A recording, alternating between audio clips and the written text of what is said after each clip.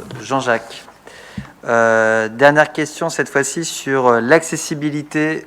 Madame Josse. Merci. L'accès à tout pour tous.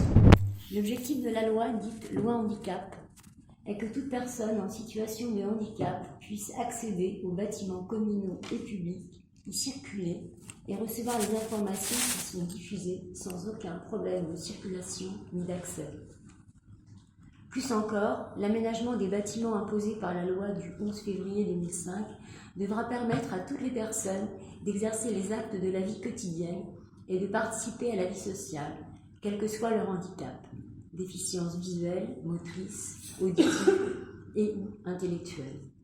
Nous venons de prendre connaissance du bilan à mi-parcours de la programmation des mises en conformité d'accessibilité des bâtiments recevant du public sur Conflans. Nous sommes profondément choqués du retard colossal de la ville de Conflans sur l'ADAP, l'agenda d'accessibilité programmé qui a débuté en 2015.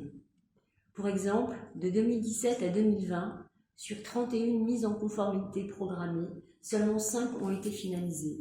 12 ont vu leur budget refusé sur décision municipale, 2 reportés, 1 transférée à GPSEO, 4 non renseignées.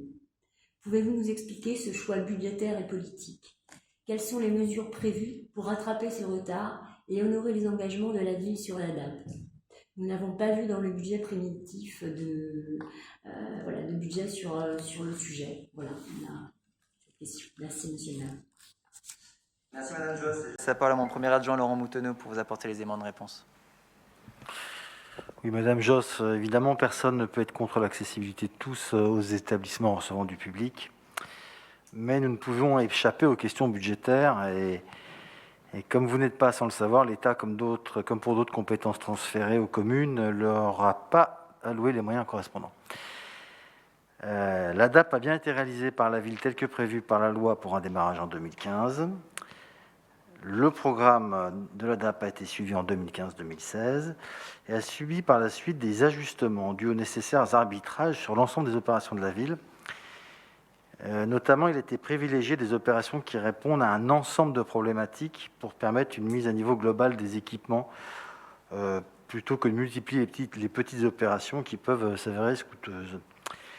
En raison de la crise sanitaire, l'année 2020 est une année blanche en termes de travaux et le retard pris concerne toutes les collectivités.